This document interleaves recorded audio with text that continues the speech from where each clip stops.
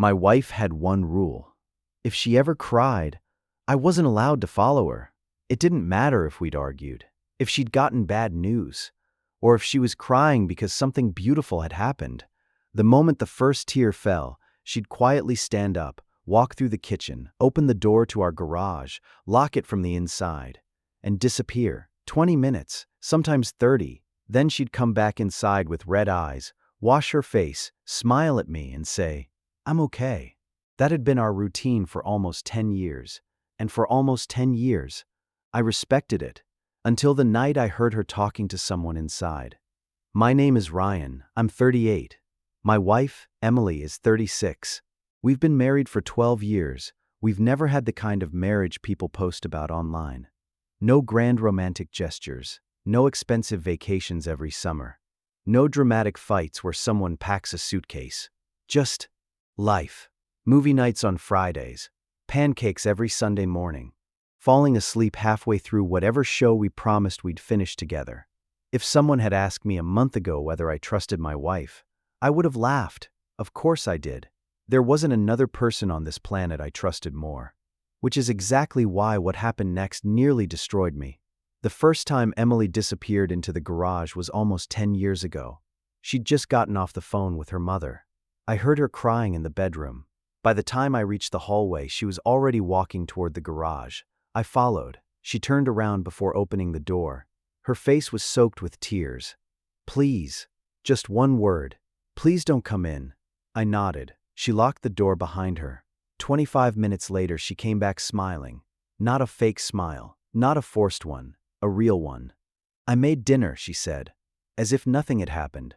I asked if she wanted to talk. She kissed my cheek. "I'm okay." That became the beginning of the rule. A few months later, it happened again, this time after we'd lost our family dog. She cried while digging through old pictures, then quietly walked into the garage, locked the door, came back half an hour later, smiling again. "I'm okay." After that, it became normal. Bad day at work? Garage. Fight with her sister? Garage. Anniversary of her dad's death? Garage. Even happy tears. When my younger brother got engaged, when her best friend had twins, when we paid off our mortgage, every single time. Garage. Lock. Silence. Smile. I asked her about it once. Only once. We were lying in bed. She'd fallen asleep with a book on her chest. I carefully moved it onto the nightstand. She opened one eye. "What? Can I ask you something?" She smiled. "You already are." The garage. Her smile disappeared. "What about it?" "Why there?" She stared at the ceiling. "For the same reason some people go to church." I frowned. "I don't understand." "You don't have to." I waited. Then she reached over and took my hand. "Promise me something." "What?" "If you ever hear me crying, let me finish." I laughed softly. "I already do." "No." She squeezed my hand tighter. "I mean, promise me you'll never open that door." I looked into her eyes. She wasn't joking. "I promise." She smiled again. "Thank you." And that was the end of the conversation. Or so I thought. Years passed. The garage became one of those strange things every marriage has. She never questioned why I still kept my old college sweatshirt from 20 years ago. I never questioned why she disappeared into the garage. Marriage isn't about understanding every little thing. Sometimes it's about respecting the things your partner isn't ready to explain. At least, that's what I believed. Then 3 weeks ago, everything changed. It was a Tuesday. Emily came home from work looking exhausted. She barely touched dinner. Halfway through eating, her phone buzzed. She looked at the screen, didn't answer, just stared at it. 30 seconds later, she started crying. Not loudly, just silent tears. Without saying a word, she stood up, walked to the garage, locked the door. I stayed at the table, just like always. 5 minutes passed. 10. Then, I heard something.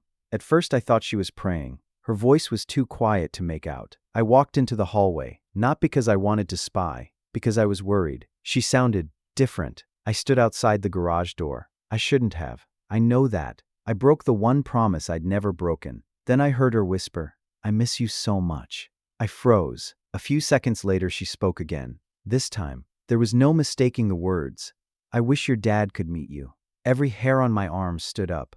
I stopped breathing, because unless I'd completely lost my mind, my wife wasn't alone in that garage. And whoever she was talking to, she loved them enough to cry. I didn't knock. I couldn't. My entire body had gone numb. I stood there staring at the garage door, trying to convince myself I'd misunderstood. Maybe she was on the phone. Maybe she was listening to an old voicemail. Maybe anything but what my imagination was already telling me. Then I heard her again. I know. A pause. I miss him too. I pressed my hand against the cold door. Nothing. No second voice. Just Emily, talking, then waiting, as if someone had answered. I stepped away before she could hear me. By the time she came back inside 20 minutes later, she looked exactly like she always did. Calm, peaceful, almost relieved. She smiled when she saw me sitting on the couch. You stayed up. I couldn't sleep. She kissed my forehead. I'm going to shower. I watched her disappear upstairs. For the first time in 12 years. I wondered whether I actually knew the woman I'd married. I barely slept. Every time I closed my eyes, I heard those words again. I wish your dad could meet you.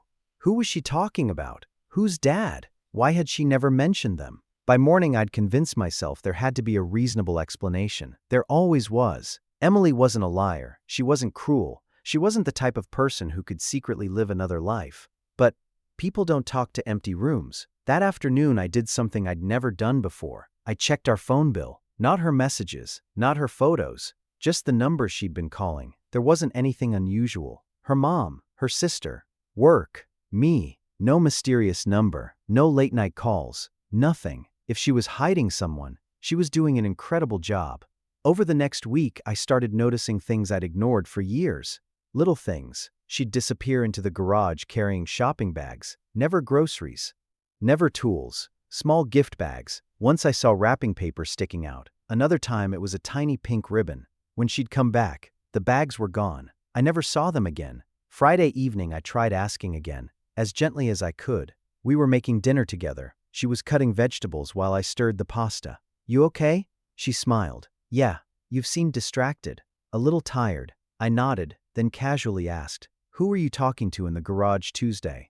The knife stopped moving, not dramatically, just stopped. For several seconds neither of us spoke. Finally she asked, you heard me? I heard enough. She looked down at the cutting board. I thought you promised. I did.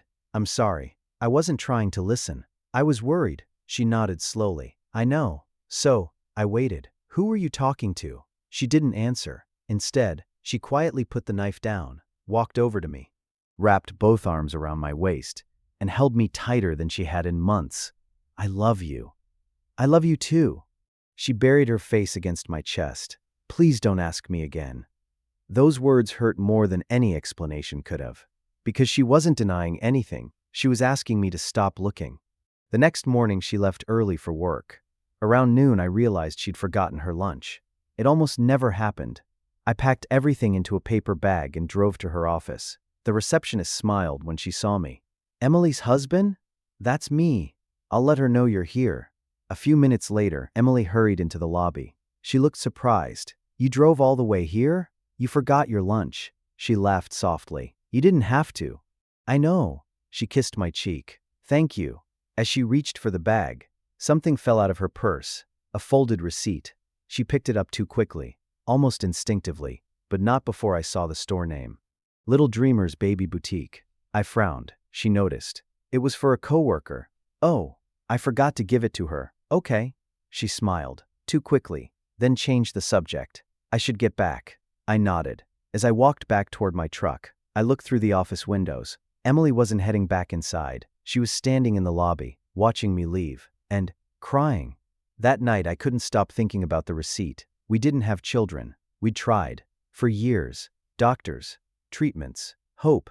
Disappointment. Eventually, we stopped talking about it. Not because we didn't care. Because caring hurt too much. So why? Was my wife secretly shopping in a baby store? 3 days later the answer seemed to find me. Or at least, part of it. Emily was in the shower when someone rang the front doorbell. A delivery driver. I have a package for Emily Carter. I can sign. He handed me a medium-sized cardboard box. It wasn't heavy. The return label only showed a first name. Grace. I carried it into the kitchen. I had no intention of opening it. It wasn't mine. I set it on the counter, then noticed something strange. One corner of the box had come loose during shipping, just enough for me to see inside. There wasn't much visible, only soft pink fabric, and the tiny hand of what looked like a stuffed rabbit. At that exact moment, Emily walked into the kitchen. Her hair was still wet. She saw the box, then looked at me. The color drained from her face. Before I could say a single word, she whispered, "You weren't supposed to see that." Emily stared at the box as if it had appeared out of nowhere. Neither of us moved. The silence stretched so long I could hear the kitchen clock ticking. Finally, I spoke. "Who's Grace?" Emily swallowed. "A friend. I've never heard you mention a Grace." "You haven't." She stepped forward and picked up the box before I could see anything else inside. I was going to explain. When? She didn't answer. Instead, she hugged the package tightly against her chest, almost protectively. "What is it?" She looked down. "A gift." "For who?" Another pause. "I can't tell you." Something inside me snapped. Not anger, not yet. Just exhaustion. For weeks it felt like every answer led to another locked door, another secret, another promise to wait. "I'm your husband." "I know." "Then why do I feel like a stranger?"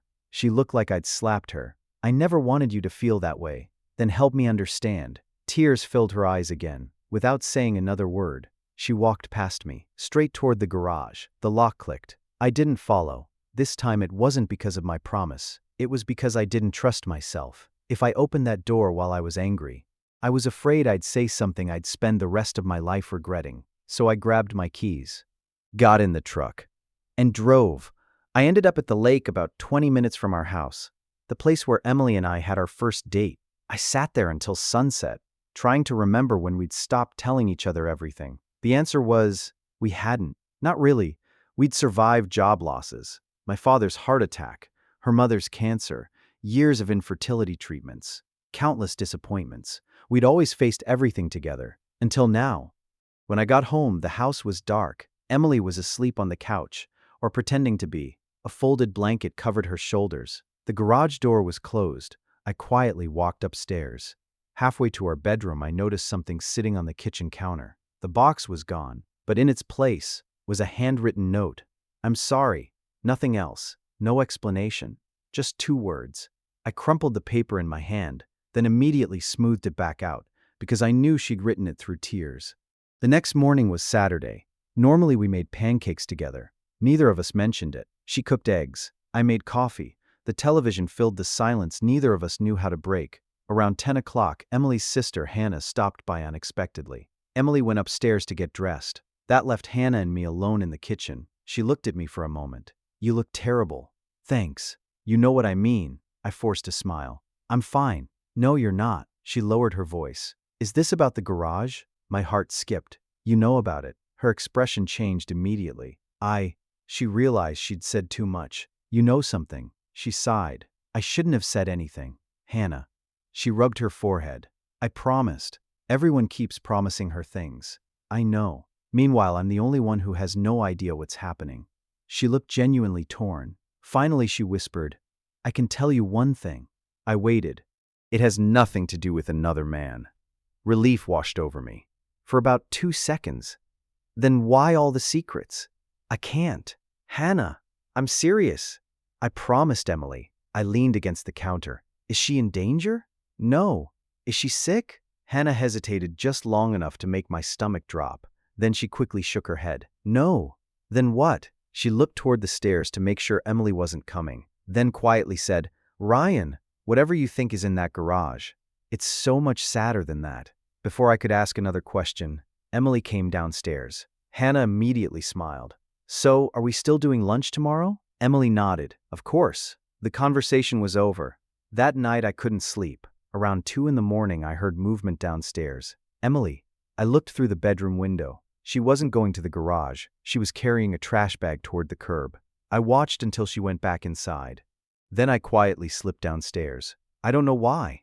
Curiosity, desperation, maybe both. The trash bag was still sitting beside the bins. I told myself I was crossing a line. Then I untied it anyway. Inside were wrapping paper, gift receipts, ribbon, an empty stuffed animal box, and beneath everything else, a folded birthday card. It had never been signed. The front showed watercolor balloons. Inside, in Emily's handwriting, were just 5 words. "Happy 10th birthday, sweetheart." I stared at the card. 10 years old. The little girl she'd been talking to would have been 10. And for the first time, I stopped wondering whether my wife was hiding someone. Instead, I started wondering if she'd lost someone I'd never even knew existed. Ryan, whatever you think is in that garage, it's so much sadder than that. Those words echoed in my head all night, not because they answered anything, because they made every possibility even worse. Sunday morning, Emily left early. She said Hannah wanted help picking out curtains for her new apartment. I kissed her goodbye. She smiled, the same warm smile she'd given me for 12 years. Then she left. I watched her car disappear down the street. For almost 20 minutes, I sat alone in the living room, trying to decide what kind of husband I wanted to be, the one who kept his promise, or the one who finally demanded the truth. I hated myself for even considering it. But I also knew something else. If I didn't open that garage, our marriage wasn't going to survive, not because of what I'd find, because we'd stopped trusting each other. I walked across the kitchen. The garage door stood exactly where it always had. Plain white, nothing special. Funny how an ordinary door can become the scariest thing in your house. My hand rested on the handle. Locked, of course. I looked around, then remembered something. Emily kept the spare key in the junk drawer. Not hidden, just ignored, because she'd trusted me never to use it. That hurt almost as much as turning it. The lock clicked. I froze. Even then, I almost put the key back. Instead, I slowly pushed the door open.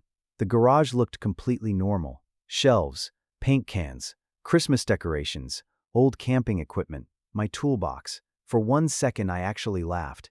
Had I really convinced myself there was another life hidden in here? Then I noticed something. The far corner. A tall white curtain hung from the ceiling. I'd never seen it before. It divided the garage in half, as if hiding part of the room. My heart pounded so hard I could hear it. I walked toward it. Every step felt heavier. When I reached the curtain, I hesitated. One last chance to turn around. One last chance to keep my promise. Instead, I pulled it aside, and the world stopped. Behind the curtain, the garage disappeared. In its place was a child's bedroom. Soft yellow walls, tiny white furniture, a rocking chair, a bookshelf filled with picture books, a small dresser, a mobile hanging above a white crib. Everything was spotless, as if someone cleaned it every single week. There wasn't a speck of dust anywhere. I couldn't breathe. On one wall, hundreds of photographs, not of a child. There wasn't a single baby picture. Instead, ultrasound images, hospital bracelets, tiny footprints stamped onto paper, a birth certificate, and beneath it, a framed photograph of Emily, holding the smallest baby I'd ever seen. I stared at it for nearly a minute. I'd never seen that picture before. Not once. How could my own wife have a photograph like this, that I'd never known existed? Then I looked closer. The baby was wrapped in a pink blanket. Its eyes were closed. Its skin looked almost translucent. Emily wasn't smiling. She was crying. Someone had captured the exact moment she kissed the baby's forehead. Underneath the frame, a small silver plaque. Lily Grace Carter, born May 17th, passed away May 17th. I felt every ounce of strength leave my legs. I collapsed into the rocking chair. No, that wasn't possible. Emily had never been pregnant. Had she? I would have known, wouldn't I? Unless this happened before we met. My mind raced. The dates, the age, nothing made sense. Then I noticed the wall beside the crib. It was covered in envelopes, dozens of them, each labeled carefully. Age 1, Age 2, Age 3, all the way to Age 10. My hands trembled as I picked up the first one. Inside was a handwritten letter. Dear Lily, today you would have turned 1. Your daddy still doesn't know how much I miss you. He's finally smiling again. I can't let him lose that smile because of me. So I come here instead. I cry where he can't see me. I hope that's okay. Love, Mommy. I read it again, then again. One sentence refused to leave my head. Your daddy still doesn't know how much I miss you. Your daddy, not your father, not my husband. Your daddy. Emily wasn't talking about another man. She was talking about me. My knees went weak. Because if Lily's daddy was me, then there was only one question left. One impossible, terrifying question. How could we have lost a daughter when I couldn't remember she had ever existed? At that exact moment, I heard the front door open. Emily was home, and for the first time in our marriage, I had no idea how I was supposed to look my wife in the eyes. Emily stood frozen in the doorway. Her shopping bags slipped from her hands. One by one, they hit the concrete floor. Neither of us spoke. I was still holding the letter. She was staring at me like the ground had disappeared beneath her feet. For a long moment, The only sound in the garage was the slow creaking of the rocking chair. Then she whispered, "You opened the door." Not angry, not accusing, just heartbroken. I stood up. "I'm sorry. You promised." "I know. I tried to keep that promise. I know. I really did." Her eyes drifted toward the letter in my hand. "You read it." I nodded. "I'm sorry." She slowly walked toward me. Her gaze never left the envelope. I always imagined this moment. I frowned. "You did. Every year. I wondered what you'd say. What I'd do. If you'd hate me. Hate you? For lying." I stared at her. "Emily, I never lied." She gave a sad smile. "I just never told you." I looked around the room again. The crib, the tiny clothes, the birthday cards, the photographs. Then back at her. "My only question is..." My voice cracked. "How?" She closed her eyes. "I knew that would be your first question." I stepped closer. "Emily, who was Lily?" She looked at me as though she couldn't believe I'd asked. "Our daughter." The words hit me like a freight train. "No." I would have remembered. "I know. I would have remembered something like that." She nodded. "I know." "Then tell me, please." For the first time since we'd met, Emily looked afraid of me. Not because she thought I'd yell, because she thought I wouldn't believe her. She sat down in the rocking chair. I sat on the floor beside her, just like we used to sit together in our first apartment when we couldn't afford furniture. After a long silence, she began. 12 years ago, 3 months before our wedding, I was pregnant. Every memory I had of that time flashed through my head. Planning invitations, cake tastings, picking songs, looking at apartments. I searched desperately for any sign, anything. There was no pregnancy. There was. I would have known. She slowly shook her head. "No, you couldn't." "Why?" "Because you were in a coma." Everything inside me stopped. "What? You don't remember that either." You were hit by a drunk driver. The week before our first ultrasound." I stared at her. "No. You spent almost 6 weeks in the hospital." Images flickered through my mind. Hospital lights, a beeping monitor, fragments, nothing complete. I whispered, "I thought I was only unconscious for a day." Emily nodded sadly. "That's what the doctors eventually told you." "Why would they lie?" "They didn't. They simplified." I couldn't breathe. "When you woke up, your memory was badly affected. You remembered your name. You remembered me. You remembered your parents. But there were holes. Lots of them." I pressed both hands against my forehead. "No. I would have noticed." "You did. You asked the same questions every day. For weeks." My chest tightened. "I don't remember." "I know." She reached for the framed hospital bracelet. "This was supposed to be Lily's." I looked at it through blurred eyes. "You were still in rehabilitation when I went into labor." "What happened?" Emily's voice almost disappeared. "She came too early. 24 weeks. I couldn't move. They tried everything. They really did." She smiled through tears. "We got to hold her. For 3 hours." She squeezed my finger. "I kept telling her, 'Daddy's coming,' but you never could." I covered my face. "No. When you were finally healthy enough, the neurologist begged me not to tell you." I looked up. "What?" He said, "Another major trauma could permanently damage your recovery." I stared at her in disbelief. "So, you never told me." She nodded. "I chose you. I chose the chance that one of us could heal. So I buried my grief and let you believe life had simply moved on." The room spun around me. Every birthday card, every tear, every trip into the garage, every whispered conversation. She hadn't been hiding another family. She had been carrying ours, completely alone. I looked at the little pink blanket folded inside the crib, then back at Emily. Tears streamed down both our faces. In a voice barely louder than a whisper, I asked the question that terrified me most. "If I forgot our daughter, how many times have I accidentally broken your heart without ever knowing?" I couldn't answer my own question. Emily could. She closed her eyes, then whispered, "More times than I can count. Not with anger, not with blame, just with sadness. The first Mother's Day after Lily, you bought me flowers." She smiled through tears. "You apologized because they weren't my favorite. I remember that. I told you they were beautiful." "They were." Then her smile faded. "That night, I came into the garage and cried until sunrise." My chest tightened. The second Christmas, you bought me a tiny silver bracelet. I remember. You said," she laughed softly despite herself, "maybe next year there'll be little feet running around the house."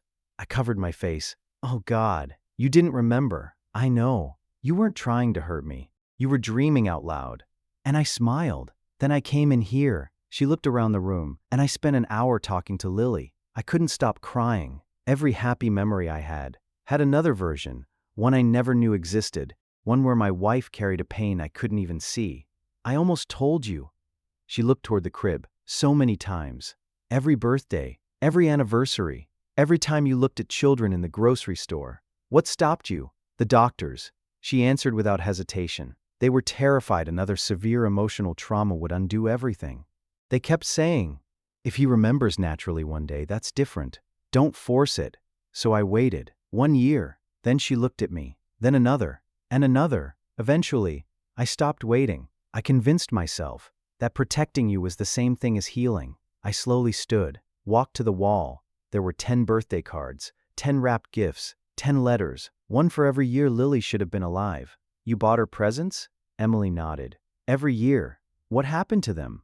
She smiled sadly. I donated them after her birthday, so some little girl always got a gift. I looked at the empty stuffed rabbit box I'd seen in the trash. The rabbit. I gave it to the children's hospital yesterday. It would have been Lily's 10th birthday.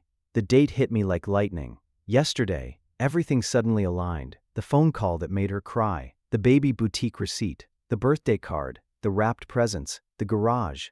None of it had been random. Yesterday had been our daughter's birthday, and I hadn't even known.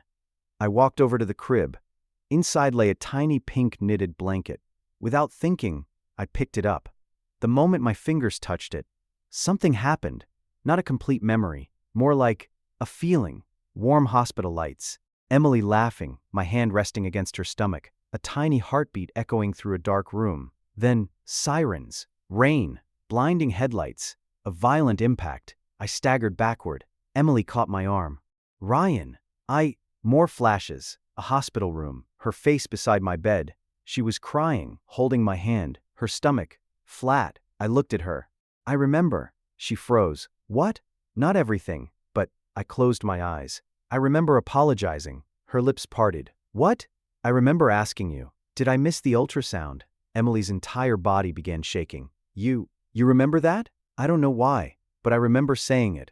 She burst into tears, real tears, the kind she had spent a decade hiding from me. Then she wrapped both arms around me. Neither of us spoke. We just stood there, holding each other, for a long time. A month later, the garage looked different. Not because we packed anything away. We didn't. Lily's room stayed exactly as it was. The difference was, the door never locked again. Sometimes Emily sat in the rocking chair. Sometimes I sat beside her. Sometimes we read her letters together. Sometimes we said nothing at all. The silence no longer belonged to one person. It belonged to both of us. On what would have been Lily's 11th birthday, we drove to the children's hospital together. Emily carried a wrapped stuffed rabbit. I carried a handwritten letter. Before we left, we placed one final envelope inside the crib. Not from Emily, from both of us. It read, Dear Lily, I'm sorry it took me 10 years to find my way back to you. Your mom never stopped being the strongest person I've ever known. She thought she had to carry you alone. She was wrong. From now on, we'll miss you together. Love, Mom and Dad. As we walked out of the garage, Emily reached for my hand. I looked back one last time. For 10 years, she'd believed she was protecting me by crying alone. But grief was never meant to be hidden behind a locked door. Sometimes, the greatest act of love isn't carrying someone's pain for them. It's trusting them enough to help carry yours.